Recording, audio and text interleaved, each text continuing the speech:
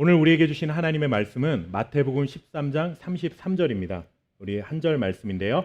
가정에서 예배하시는 분들도 화면을 보시고 한 목소리로 함께 말씀을 읽도록 하겠습니다. 또 비유로 말씀하시되 천국은 마치 여자가 가루 서말 속에 갖다 넣어 전부 부풀게 한 누룩과 같으니라. 아멘. 과학 이론 중에 나비 효과라는 것이 있습니다. 이 나비 효과는 브라질에 있는 나비의 날갯짓이 미국 텍사스에 토네이도를 발생시킬 수 있다 하는 이론입니다. 이 이론은 미국의 기상학자인 에드워드 로렌츠라는 사람이 1972년에 처음 발표한 이론입니다. 변화무쌍한 날씨가 생기는 이유에 대해서 이렇게 설명을 한 것이죠. 지구상 어디에서인가 일어난 조그마한 변화로 인해 예측하기 어려운 날씨 현상들이 나타나는 것이다. 여러분들의 생각에는 이 나비 효과라고 하는 것이 가능하다라는 생각이 드십니까? 솔직히 제 개인적인 생각은 조금 억지스러운 주장이 아닐까라는 생각이 듭니다. 그런데 이 초기값의 미세한 차이로 인해 완전히 다른 결과를 나타낼 수 있게 된다라고 하는 이 현상을 설명한 나비 이론은 후에 카오스 이론의 토대가 됩니다. 그리고 점차 이것이 경제학이라든가 일반 사회학에서도 사용되는 광범위하게 쓰이게 되는 개념이 되었습니다. 우리가 계속해서 예수님께서 전하시는 그 하나님 나라의 비유의 말씀에 대해서 살펴보고 있습니다. 그 중에서 오늘은 흔히 우리가 누룩 비유라고 부르는 본문의 말씀입니다. 근데 이 말씀을 보면 이 나비 효과라는 것을 연상시키는 그런 구절이 아닐까라는 생각이 듭니다. 비유는 굉장히 간단하죠. 정말 한 절의 말씀으로 예수님께서 이 비유를 말씀하십니다. 한 여인이 가루 서말 속에 누룩을 넣어서 그 반죽을 전체를 부풀게 하는 것, 이것이 바로 천국이다 라고 하는 것이 오늘 비유의 말씀입니다. 이 비유를 앞뒤 다 자르고 딱 한마디로 표현하자면 천국은 누룩과 같다라고 하는 것이죠. 이 누룩 비유는 지난 주일에 살펴보았던 이 겨자씨 비유와 두 가지 면에서 공통점이 발견되고 있습니다. 첫째는 무엇인가 하면 천국은 보이지 않을 만큼 초라한 모습으로 시작한다라는 것입니다. 누룩도 겨자씨와 같이 보잘것없는 것을 상징하는 그런 표현입니다. 게다가 이런 미미하고 초라함을 나타내기 위해 오늘 본문의 말씀에는 조금 과장된 표현이 등장하기도 합니다. 그 표현이 어디에 나타나냐 하면 본문에 보시면 가루 서말 속에 누룩을 넣었다라고 표현을 하는데, 여러분들 이 말이라고 하는 이 단위는 한 말이 약 13kg 정도에 해당하는 13리터에 해당하는 그런 정도의 단위입니다. 그러니 여러분들 본문에 해당하는 서말, 이게 세 말이죠. 그렇다면 약 40리터나 되는 엄청난 반죽량인데, 이 정도면은 장정 100명에서 많게는 150명까지 먹을 수 있는 빵을 만들 수 있는 양의 반죽입니다. 그러니 사실 가정에서 일반적으로 만드는 빵의 양이 아닌 것이죠. 이것은 어마어마한 양의 반죽을 나타내려고 한 그런 표현인 것입니다. 그런데 이 엄청난 양의 반죽을 부풀리는데 필요한 누룩의 양은 어떻다라는 거예요? 굉장히 조금밖에 되지 않는다라고 하는 극히 소량이라고 하는 것, 상반된 이런 모습을 표현한 본문의 말씀입니다. 그런데 이 적은 양의 누룩으로도 40리터나 되는 100명이 넘게 먹을 수 있는 양의 빵을 만들 수 있는 그 반죽을 다 부풀리는데 충분하다라고 하는 말씀을 오늘 우리에게 예수님께서 전해주셨습니다.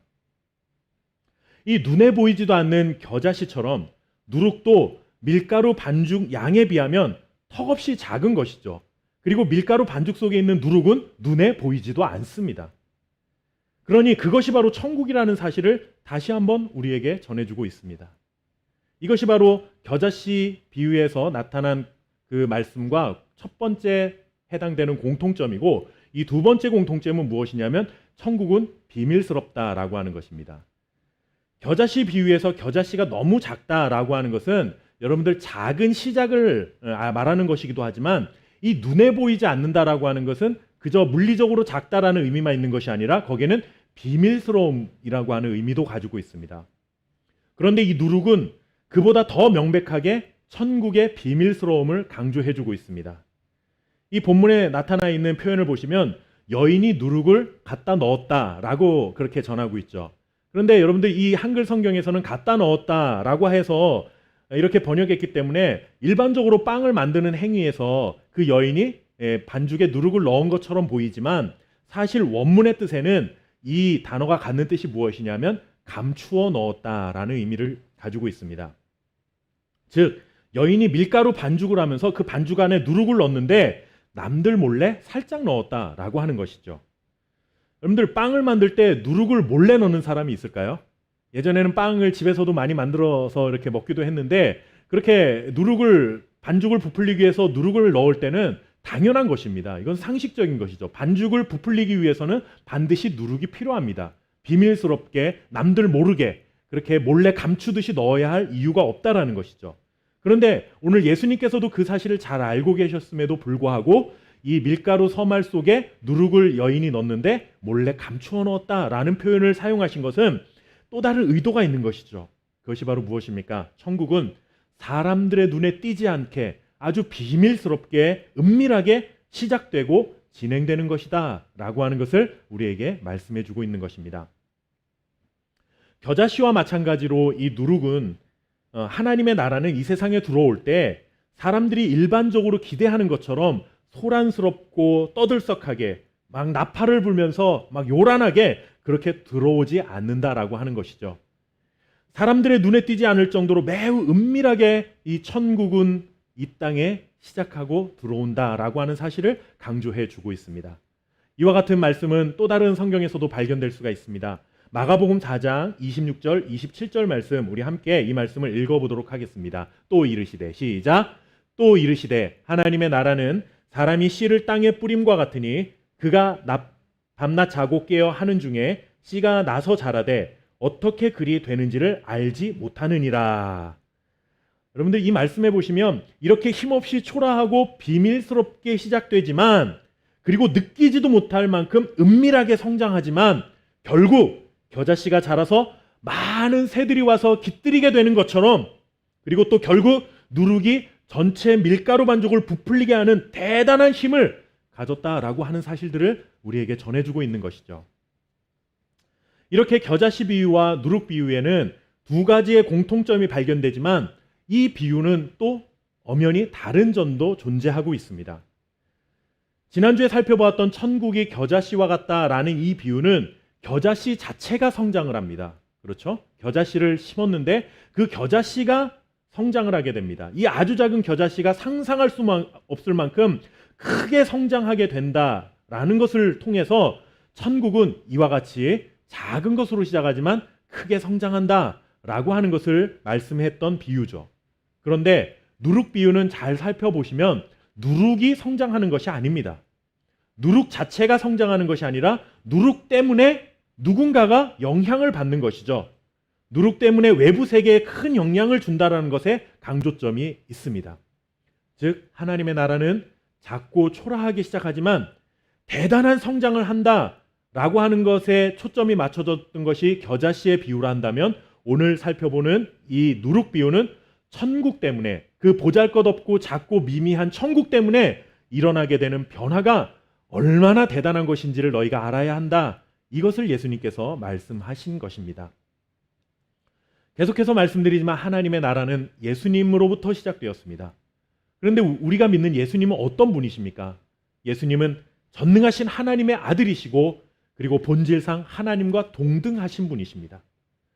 세상을 말씀으로 창조하시고 그리고 세상 만물을 다스리시는 분이십니다. 죄인들을 사랑하셔서 그의 능력으로 죄와 사망으로부터 우리들을 구원하신 분이십니다. 세상의 모든 신들 위에 계신 분이시고 가장 뛰어나신 분이십니다. 그리고 세상의 모든 왕과 통치자들을 다스리시고 심판하시는 분, 그분이 누구십니까? 바로 하나님이십니다. 그런데 이런 하나님의 아들이신 예수님께서 하나님 나라의 시작을 선포하셨습니다. 그렇다면 여러분들 얼마나 거창해야 하겠습니까? 한 나라의 대통령이 여러분들 취임식을 할 때 한번 보십시오. 얼마나 떠들썩합니까? 온 나라가 들썩거립니다. 대통령을 의전하고 경호하기 위해서 얼마나 많은 준비를 며칠 전, 몇 달 전부터 합니까? 그리고 많은 인력이 거기에 동원됩니다. 대통령이 공식적인 행사에 참여하기 위해 차를 타고 어떤 경로를 도로 위를 달리게 되면 대통령이 탄 차가 이동하는 경로에는 다른 차들이 진출입하지 못하도록 막는 경우도 있습니다. 이런 경우에는 누가 봐도 대통령이 지나가는가 보구나 라고 눈치챌 정도로 시끌벅적하게 여러분들 모든 일들이 이런 준비들이 이루어지게 되는 것이죠. 옛날 왕은 더했습니다. 고대 사회에서는 더했죠. 왕이 지나가면 백성들은 고개도 들지 못했습니다. 눈을 마주쳤다간 그 자리에서 잘못하면 사형을 당할 수 있었습니다. 땅에 납작 엎드려 숨죽이고 있어야만 했습니다. 신하들이 앞장서서 왕의 행렬을 알리는 나팔을 불기도 하고 왕의 행차를 요란스럽게 외칩니다. 모르는 사람들이 봐도 뭔가 정말 대단한 사람이 지나가는구나 라고 눈치챌 정도로 떠들썩해 할 것입니다. 한 나라의 통치자가 여러분들 지나가도 이렇게 알려지는 것이, 이렇게 떠들썩한 것이 상식이죠. 그런데 하나님의 나라는 이런 거창함, 소란스러움, 여러분들 이런 떠들썩함, 이런 것과는 아무런 상관없는 모습으로 이 땅에 시작되었다라고 하는 것입니다. 오히려 아무도 눈치채지 못할 정도로 조용하고 초라하고 은밀하게 그렇게 시작되는 것이죠. 우리는 일반적으로 이렇게 생각합니다. 크고 화려해야 누군가에게 영향을 줄 수 있다라고 생각을 합니다. 커야 하고 높아야 하고 많아야 하고 그래야만 누군가에게 영향력을 줄 수 있다, 그렇게 생각하는 것이죠. 교회도 그렇게 생각합니다. 교회가 커야 한다. 교회 건물은 누가 봐도 정말 대단하네 라고 치켜 세울 만한, 그리고 그 안에 성도들이 정말 시끌벅적하게 많아야만 우리가 그래야 세상을 변화시킬 수 있지 않겠느냐, 이렇게 말하는 것입니다. 교회가 크고 많은 사람들이 출석하는 교회가 되고 그만큼 예산 규모가 크면 물론 작은 규모의 교회보다 할 수 있는 일들, 할 수 있는 사역들이 훨씬 더 많다라는 것 사실입니다. 저에게도 그 정도의 상식은 있습니다. 그런데 여러분, 교회가 얼마나 크냐, 그런 교회가 얼마나 많은 일들을 하고 있느냐, 거기에 다니는 사람들이 사회적 지위가 얼마나 높으냐, 부가 얼마나 많은 사람들이냐, 이런 것 때문에 그것이 곧 하나님의 나라에 끼치는 영향력과 무슨 상관이 있을까요? 만약에 예수님께서 이런 모습으로 세상을 변화시키기를 원하셨다면 예수님도 그렇게 사역을 감당하셨겠죠. 예수님 당시에 세계적으로 가장 큰 건물을 예루살렘에 지으시고 사방에서 사람들을 끌어모아서 여기에 모여라, 이것이 하나님의 나라다, 이렇게 말씀을 전하시고 가르치셨겠죠. 그런데 여러분들, 예수님의 사역을 한번 보십시오. 단 한 번도, 정말 단 한 번도 그렇게 가르치지 않으셨습니다. 오늘날과 비교해도 초라하기 그지없습니다. 사회적으로 아무런 권력과 힘이 없는 그저 총구석에서 여러분들 그런 일반적인 직업들을 가지고 살아가는 12명 데리고 떠돌이 신세처럼 이곳저곳 돌아다니셨습니다. 지금은 우리 함께 교회처럼 이렇게 작은 개척교회도 유튜브라는 것이 있어가지고 이렇게 온라인 예배를 하면서 성도들과 함께 예배를 합니다. 성도들뿐만 아니라 솔직히 유튜브라는 것이 전 세계에서 볼 수 있는 그런 컨텐츠이기 때문에 지금 어느 누가 이 예배를 보고 있을지 모르는 것이죠. 예수님 당시에는 이런 유튜브도 없었습니다. 그러니 예수님은 그냥 물리적으로 다니시던 그 공간 정도에서 가르치시고 전파하시는 것이 전부였습니다. 오늘날 우리가 생각하는 것처럼 크고 웅장하고 정말 많은 사람들이 있어야 하고 예산도 넉넉한 그런 모습과는 정말 거리가 멀고 정말 눈꼽만큼도 관련 없는 모습으로 예수님께서는 그렇게 하나님 나라를 시작하신 것입니다. 그렇다고 여러분들, 제가 교회는 항상 작아야 합니다, 물리적으로 항상 작은 것이 옳습니다 라는 말을 하려는 것은 아닙니다. 교회가 가지고 있는 외형적인 그 크고 작음, 그리고 성도들의 숫자의 많고 적음, 예산이 얼마나 많으냐 적으냐 하는 것이 하나님 나라의 본질을 가늠하는 척도가 될 수 없다라고 하는 것입니다. 솔직히 생각해 보면 내가 사역하고 있는 이 교회가 다른 교회와 비교해 볼 때 꿀릴 것이 없는 그런 교회를 만들고 싶은, 그래서 성공한 목회자로 인정받고 싶은 그런 욕심, 아니면 내가 출석하고 있는 그 교회가 교회 이름을 대면 아, 그 교회요? 아, 그 목사님이요? 나 그 교회 알아요? 라고 말할 수 있는 그런 교회를 다니고 싶은 그런 우리 안에 숨겨져 있는 욕심. 그런데 그런 욕심을 마음껏 자유롭게 솔직하게 드러낼 수 없으니 교묘하게 감추기 위해서 하나님 나라, 천국을 들먹이며 그것을 위해 우리는 성공해야 되고 커져야 하고 예산도 많아야 되고 사람도 많아야 한다.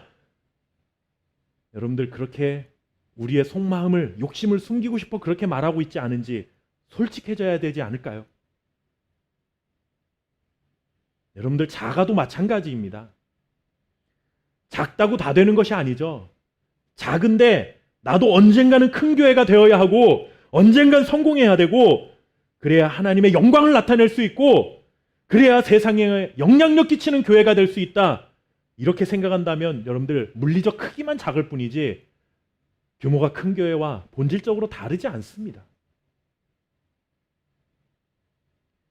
교회가 크고 목회자의 이름이 알려지고 성도들이 세상에서 성공하는 것, 그것을 애초부터 금지해야 한다. 이것은 죄다. 그렇게까지 말씀드리고 싶진 않지만 교회가 크고 작음, 그리고 목회자의 유명세, 성도들의 세계상적 성공이 하나님 나라에 미치는 영향과 아무런 상관이 없다는 것을 우리는 분명히 인정해야 하는 것이죠. 중요한 것은 그 안에 무엇이 담겨 있느냐입니다. 크기가 크던 작던, 성도가 많던 적던, 예산이 큰 교회이건 작은 교회이건, 여러분들 중요한 것은 그 교회 안에 본질을 담고 있느냐, 이것이 중요한 것이죠. 우리의 관점으로 보면 예수님은 성공한 목회자라고 말할 수 없습니다. 세상적으로 성공한 권력자도 아닙니다. 그렇다고 큰 교회 건물을 지어서 사람들이 자긍심을 가지고 다닐 수 있는 교회 건물을 지은 건축가도 아닙니다. 아무도 주목하지 않고 아무도 관심 갖지 않는 초라하고 비밀스럽게 그렇게 하나님의 나라를 선포하시며 시작하신 것입니다. 그렇게 작고 초라했지만 그 속에 담겨 있는 본질이 너무나 대단한 것이기 때문에 결국에는 세상 전체를 변화시킬 수 있는 하나님의 능력이 있다는 사실을 우리에게 알려주고 있는 것입니다. 세상의 방식은 이렇습니다. 남들보다 커야 하고, 남들보다 많아야 하고, 남들보다 높아야 하고, 남들보다 위대해야 하지만 그래야만 세상을 변화시킬 수 있다고 하는 것입니다. 교회가 더 커져야 세상을 뒤엎을 수 있다라고 생각합니다. 그런데 여러분, 한국교회가 작아서 지금 이런 어려움을 당하고 있습니까? 결코 한국교회는 작지 않습니다. 이것은 철저하게 세상의 방식입니다. 구약 창세기부터 요한계시록 어디에도 하나님의 역사가 그런 식으로 건물의 크기와 사회적 지위에 따라 일어난 적은 단 한 번도 없습니다. 그렇게 그 세상의 방식을 교회 안으로 끌고 들어와서는 세상의 방식으로 세상에 영향력을 행사하려고 합니다. 그렇기 때문에 전 세계에서 가장 큰 교회가 우리나라에 얼마나 있는 줄 아느냐, 몇 개나 되는 줄 아냐, 이런 것들을 자랑하면서도 우리 사회에 아무런 선한 영향력을 끼치지 못하는 이런 상황을 맞이한 것은 아닐지 우리 솔직히 우리의 모습을 돌아볼 수 있어야 합니다. 천국은 작은 겨자씨처럼 그리고 작은 누룩처럼 시작합니다. 초라하고 비밀스러운 모습으로 시작합니다. 세상 아무도 주목하지 않는 거린처럼 보이는 예수님으로부터 하나님의 나라가 시작되었습니다. 그러나 여러분, 끝에 기다리고 있는 그 결과는 처음 시작했던 그 초라함에 비한다면 너무나 엄청난 결과가 기다리고 있다는 사실을 우리는 기억해야 하는 것이죠. 처음에는 작았는데 나중에는 커서 영향력을 끼치게 되었다. 우리는 언젠간 커질 수 있겠구나. 이건 이야기하는 것이 아니라 작지만 그 작아도 그 안에 담겨있는 본질의 영향력, 그 본질의 능력은 너무나 대단해서 비교 대상조차 되지 않았던 그 큰 것을 얼마든지 변화시킬 수 있는 능력이 그 안에 담겨있다. 예수님이 이것을 우리에게 말씀해주고 있는 것입니다. 커져야 한다라는 것을 말하는 것이 아니라 여러분들 작아도 그 큰 것을 담고 있는 것이다 라고 말하는 것이죠. 여러분들, 또 한 가지 누룩비유의 말씀을 통해 우리에게 깨달음을 주시는 것이 있습니다. 구약 성경에서 이 누룩이라고 하는 것은 통상적으로 부정적 의미로 사용되었습니다. 함께 우리 레위기 6장 17절 말씀을 읽어보겠습니다. 그것에 누룩을 넣어, 시작. 그것에 누룩을 넣어 굽지 말라. 이는 나의 화제물 중에서 내가 그들에게 주어 그들의 소득이 되게 하는 것이라. 속죄제와 속건제 같이 지극히 거룩한즉. 여러분들, 이것은 제사에 필요한 제물은 거룩하다라는 말씀을 하시면서 그 거룩함 때문에 누룩을 넣지 말라라는 내용입니다. 이 이야기는 무엇입니까? 누룩은 제물의 거룩함을 훼손하는 것이다 라는 그러한 의미인 것이죠. 이것은 구약이 아니라 신약에서도 마찬가지입니다. 우리 함께 고린도전서 5장 6절부터 8절 말씀 함께 읽어보도록 하겠습니다. 너희가, 시작. 너희가 자랑하는 것이 옳지 아니하도다. 적은 누룩이 온 덩어리에 퍼지는 것을 알지 못하느냐. 너희는 누룩 없는 자인데 새 덩어리가 되기 위하여 묵은 누룩을 내버리라. 우리의 유월절 양 곧 그리스도께서 희생되셨느니라. 이러므로 우리가 명절을 지키되 묵은 누룩으로도 말고 악하고 악의에 찬 누룩으로도 말고 누룩이 없이 오직 순전함과 진실함의 떡으로 하자. 여러분들, 바울도 누룩을 우리의 순전함과 진실함을 훼손하는 의미로 사용하고 있습니다. 그렇다고 해서 누룩이 악한 것이다 라는 의미가 아니라 그 악하고 부정적인 이미지를 누룩에다가 비유했다라고 하는 것이죠.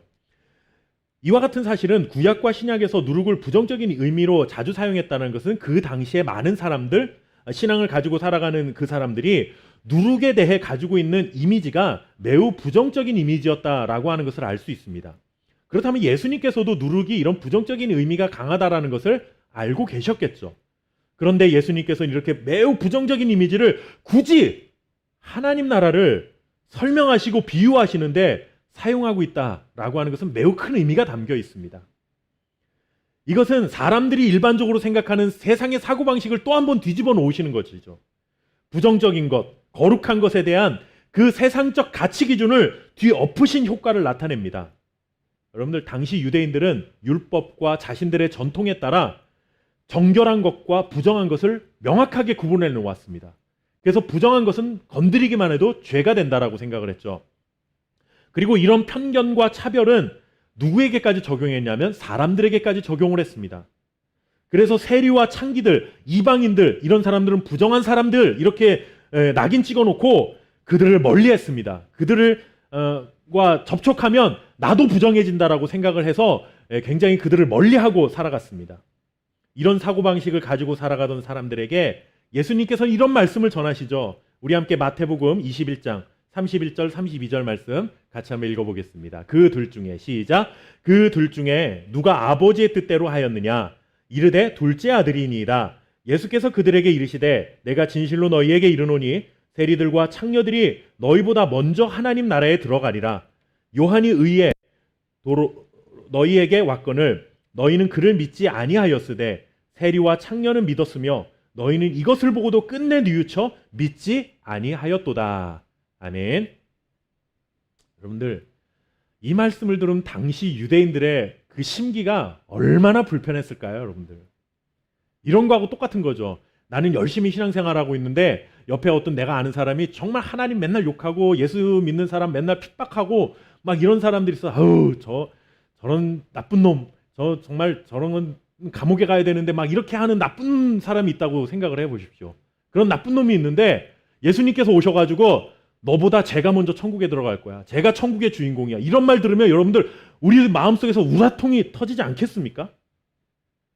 당시 유대인들은 여러분들 이것보다 더 했을 겁니다.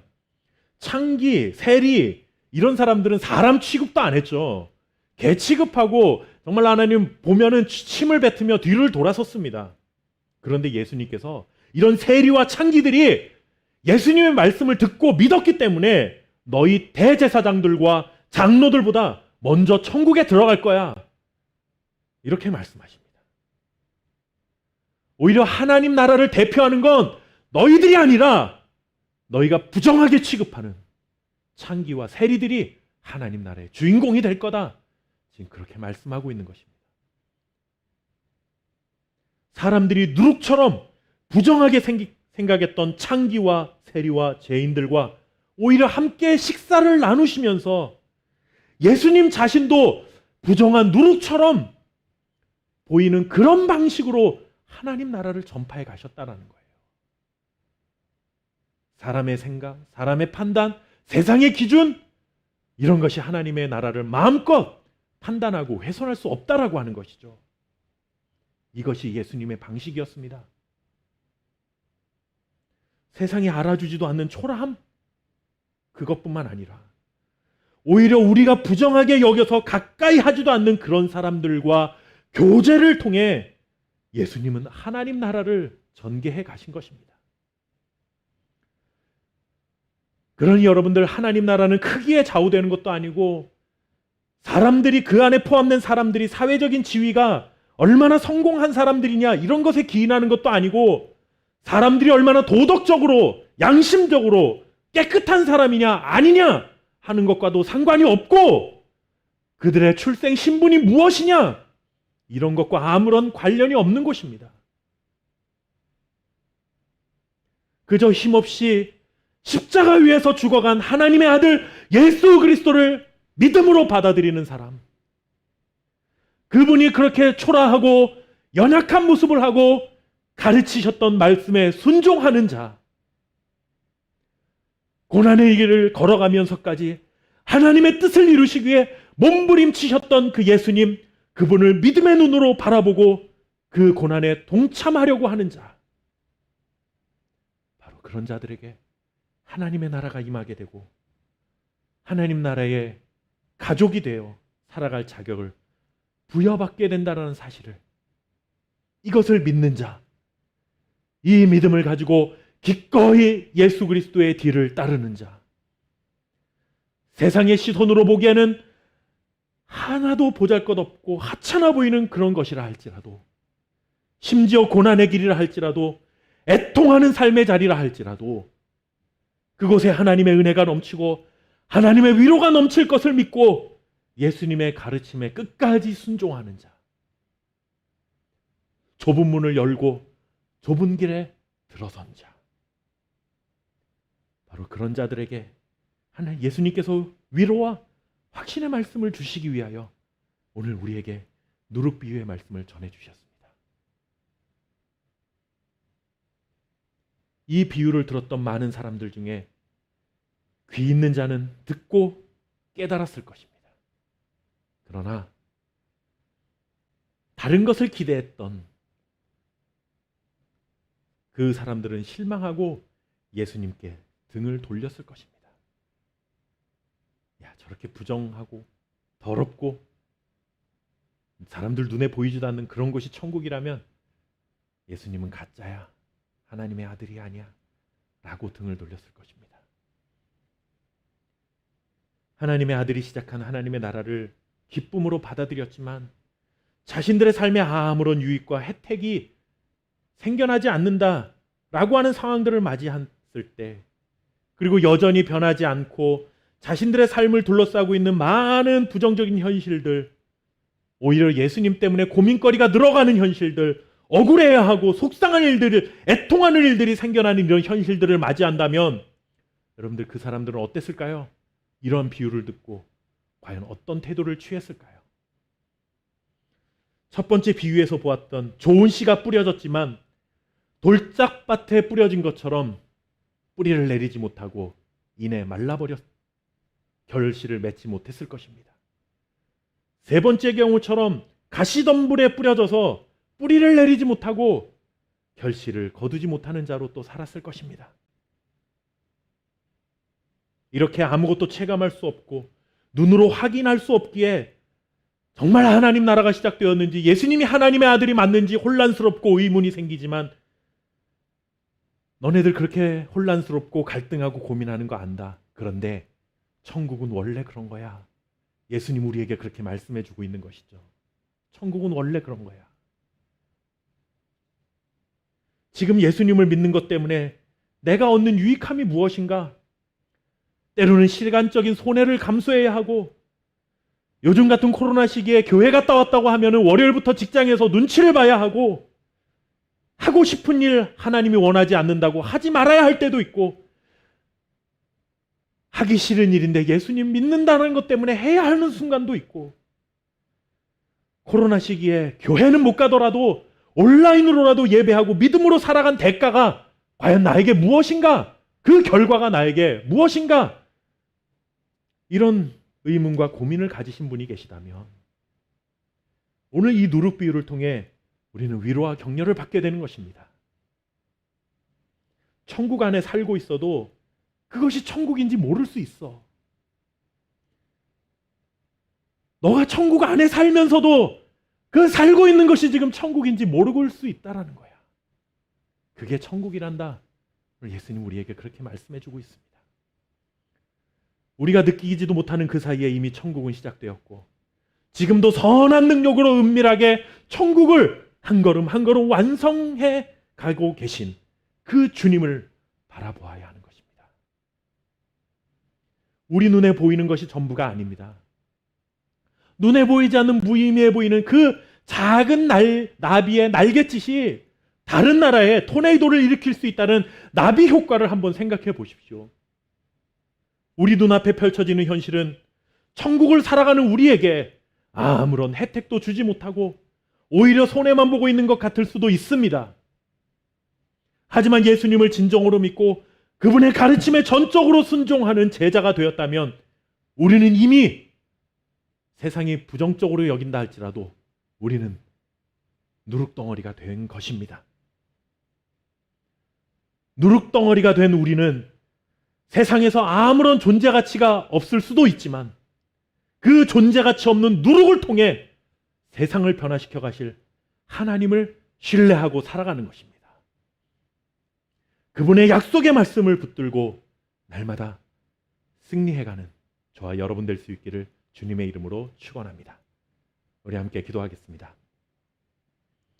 살아계신 아버지 하나님, 눈에 보이지도 않은 천국, 비밀스럽게 시작한 천국, 세상의 판단 기준에서 볼 때는 더럽고 추한 것일 수도 있지만 그런 것이 천국이라고 말씀해 주신 예수님의 이 누룩 비유의 말씀을 통해 우리가 다시 한번 위로와 격려와 확신을 받게 됩니다.